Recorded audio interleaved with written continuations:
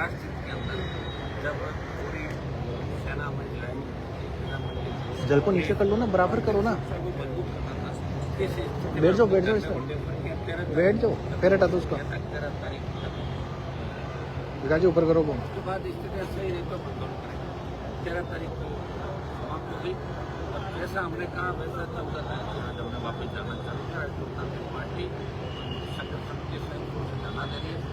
मैं लगातार आज शायद 20 से ज़्यादा का समय हो गया प्रेस कॉन्फ्रेंस के बाद धरना राजस्थान में चला। मैं तमाम सोशल मीडिया के मेरे भाइयों का, प्रिंट मीडिया, यहाँ पर जो धरना स्थल में जो लोग आ रहे हैं, इलेक्ट्रॉनिक मीडिया, इन सबका धन्यवाद दूंगा कि लगातार ये धरना 20 दिन से ज़्यादा का समय धरने को हो गया, 22 दिन का। और ये धरना जब तक जारी रहेगा, आंदोलन जब तक जारी रहेगा, जब तक ऐसा ही बदली नहीं होता थी। कल कोर्ट के अंदर तारीख भी है और पिछली बार भी हाईकोर्ट ने फटकार लगाई और सरकार गिड़गिड़ाई 10 दिन का टाइम दो। अब सरकार को नया बहाना लाएगी, हमें पूरी उम्मीद है हाईकोर्ट इसकी सुनवाई भी करेगा। और मुझे नहीं लगता कि सरकार चाहे रद्द कर दे, कौन मना दे, सरकार आज भी कर सकती है, 1 महीने का कोर्ट के अंदर दे दे। और रद्द नहीं करे सरकार ये लिखने की हिम्मत भी सरकार में नहीं है कि रद्द नहीं करेगी। ये हमने राजस्थान की सरकार को मजबूर कर दिया, राजस्थान के जवानों ने मजबूर कर दिया। हम तो चाहते हैं कि सरकार ये लिख दे रद्द नहीं करेंगे, ताकि सरकार का जो चेहरा है, जिस तरह कृत्य उन्होंने किया, जिस तरह नौजवानों को वोट किया, उसके बाद कमिटमेंट के बाद ये बदल कर लिख देते हैं हम रद्द नहीं कर रहे हैं। और आज हम तो ये चाहते हैं कि लिख देंगे, लेकिन सरकार डर गई। और नौजवान जो आज यहाँ बैठा है, अभी तो 2 तारीख का कार्यक्रम भी 1 दिन हुआ। मैं धन्यवाद दूंगा प्रदेश के नौजवानों का, तमाम वर्गों का। ऐसा ही भर्ती के साथ साथ जो अपने राष्ट्रीय लोकतांत्रिक पार्टी का जवान मजबूती से लड़ाई लड़ रहा है, हम कल तक वेट करेंगे। उसके बाद बड़ा आंदोलन कैसे किया जाए, इस आंदोलन पूरे प्रदेश से बना के 1 लाख जवानों की रैली का जो हमारा कार्यक्रम है, तो राजधानी के अंदर 1 लाख जवानों की रैली करेंगे। हमने स्थान भी चुन लिया था, लेकिन उस दिन जब ऑपरेशन शिंदे हो गया, मैंने पूरी पार्टी टीम को बुलाया था। 2 दिन बाद हमने तय कर लिया था कि 2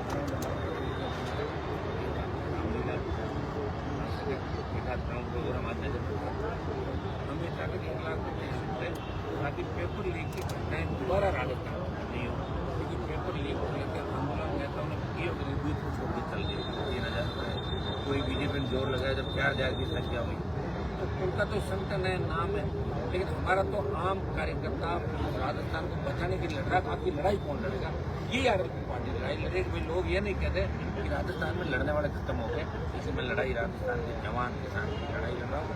और दोबारा पुनरावृत्ति पेपर लीक की घटनाओं की नहीं। बार बार भजन लाल जी कर मैंने 1 पेपर करा दिया, 1 पेपर से नहीं होगा, पेपर तो बहुत सारे होंगे। और ये आरपीएससी के अंदर जो बैठे हैं लोग, तो ज़्यादातर प्रेप लोग वही बैठे हैं जो नियुक्ति पहले हुई। माध्यमिक शिक्षा बोर्ड, कर्मचारी चयन आयोग, 2-3 चेयरमैन से पूछताछ नहीं करना, जो गरीब हमारे थे ओबीसी के, एसटी के, उनको ला के जेल में छोड़ दिया।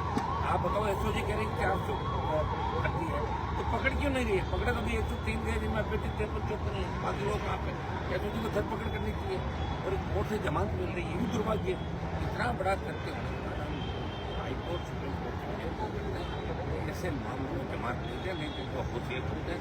और कोर्ट समय समय पर सरकार को फटकार भी लगाता है और मीडिया भी लोकतंत्र का होता है। इस समय मैं आपको धन्यवाद दूंगा कि लोगों को तो पता ही नहीं लगता पेपर लीक हुआ, पहले आपको पता लगता है, फिर नेताओं को पता लगता है। तो हमारे पास जो बच्चे चीज हमने चलाए, मैंने अरेंजमेंट किया भी आपको दिखे। मैं पदमा को 7 नंबर खाली में दे दी थे, उसके बाद कोई नोटिस इशू हुआ, कुछ हमारे पास कागजात हो आएंगे। और इसमें भारतीय जनता पार्टी का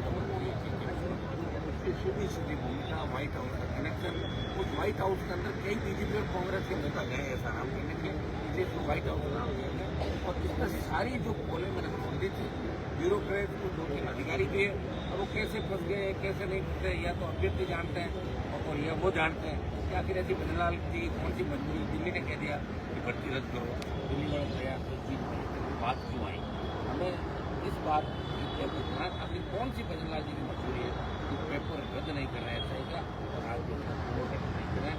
सरकार ने जो कहा वो नहीं किया। सरकार के मुद्दों को लेकर सरकार के अंदर आई बीजेपी की, राजस्थान की जनता को धोखा दिया, कांग्रेस को धोखा दिया ही था, पेपर लीक करवाया था।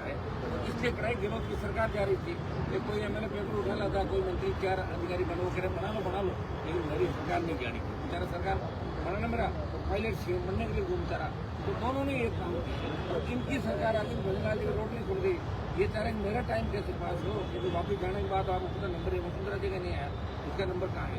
तो ये भी परेशान है, दिल्ली वाले से नाराज भी। अभी जो गुजरात का फीडबैक है, तो फीडबैक अच्छा नहीं है। मेरे से कहा गया हर आदमी का सब पूछिए, सारे पंचायत चुनाव आ जाएंगे, कोई भी उपचुनाव जीत भजनलाल राजा तो टीम तो सोलिड है, जो अगर को रोको तो ऐसी टीम बना दो, सारे आधे भजनलाल का भाई कन्हैया लाल, भाई के उसका भाई फला, उसका भाई टिमका, मतलब ऐसी स्थिति हो गई। लूट मजबूर कि लूटो खाओ, वापस नंबर नहीं आएगा, जो है हमारा है वापस नंबर नहीं आएगा, इसी हिसाब से हम लोग चल रहे हैं। मुझे बड़ा दुख होता है। तो सचिन पायलट ने कहा कि आरपीएफ भंग हो, 1.5 साल हो गए, उनकी जवान नहीं खुल रही है, ऐसा ही भर्ती रहता है। क्या बात पायलट साहब आप होने के लिए बोल रहे हैं? ये डॉक्टर ने कहते मैं घोड़ा रंग आपका धूप के अंदर खड़ा पड़ जाए, इसे बात बताओ आना चाहिए ना, यहाँ आओ हमसे मिल के ही चले जाओ। डॉक्टर साहब बड़े प्रवचन देते नहीं यहाँ आ जाए, हनुमान जी को मैं कहना चाहता हूँ वो यहाँ आए।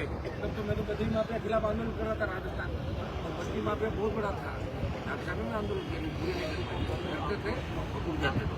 मैंने तमाम नेताओं को देखा, बद्री का 2 दिन आंदोलन किया, घर बैठ गया। मैंने ऐसा आंदोलन किया 12 रैली करीब, उसकी गई सीधे गए, उसका दिमाग ठीक कर दिया बद्री माफिया का।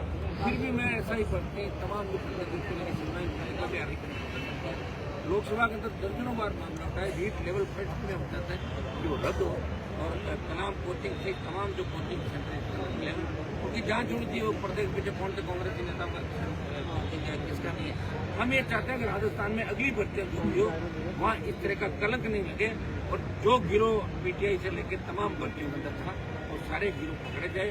तो ये डाका कहाँ है कि जानते हैं, और क्या नाम है कालेर कहाँ है, ये भी सरकार जानती है। तो सरकार क्यों नहीं कर रही भाई, क्यों नहीं कर रही बताओ मुझे। सरकार को करना चाहिए, और सरकार को तो वो तमाम काम करना चाहिए। बुलडोजर जो यूपी में चल रहे हैं, तो राजस्थान में बुलडोजर क्यों नहीं चल रहा है, सरकार तो उनकी है। तो ये आखिर सरकार क्या चाहती है, हमें जो जवाब दे दी सरकार कि इस कारण से हम भर्ती रद्द नहीं करना चाहते। अभी परसों सरकार के लोगों ने प्रेस कॉन्फ्रेंस कराई, एसआई ट्रेनी जो है उनसे कि हमारा भविष्य खराब हो जाएगा। तो ये ईओ आरओ का जो पेपर हुआ उसमें भविष्य खराब नहीं होगा, तो पूछा तो कर देना, तो ये लोग तो मेहनत कर रहे हैं, सारे थोड़ी बिना।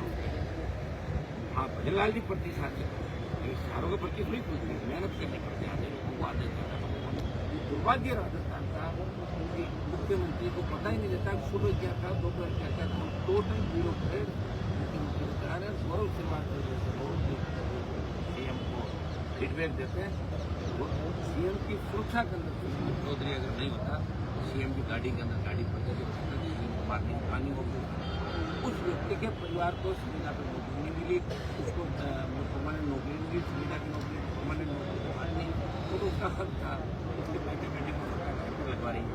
तो सीएम की सुरक्षा का पता नहीं 5,000 और गौरव जो कहता था वही भजनलाल कहता था। अब आप बताओ कितने भजनलाल हो गए, भजनलाल है गौरव 2 RSS 3 ओम जी बिड़ला 4 ब्यूरोक्रेट 5 8 9 बजे जगह शेखर अग्रवाल 9 चीफ सेक्रेटरी 10, तो 10 जगह सरकार चल रही, पता ही नहीं चली सरकार को चला कौन रहा है, हमें तो यही पता नहीं।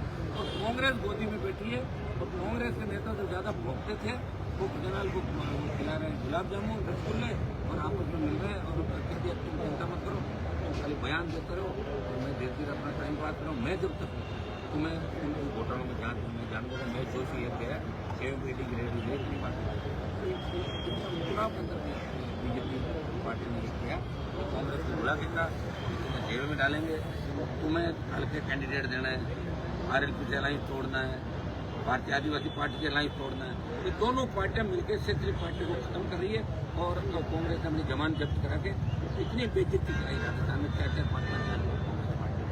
इनके नेता जोर जोर से बोलने से नहीं, भीड़ नहीं ला पा रहे ना।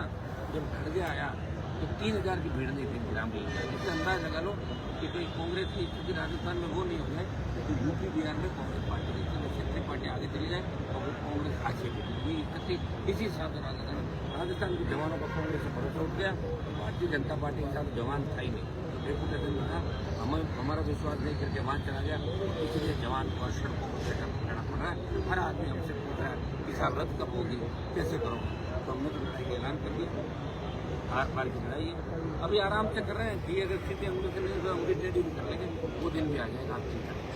टेढ़ी करने का मतलब, टेढ़ी का मतलब जो फिर आर पार है, टेढ़ी का मतलब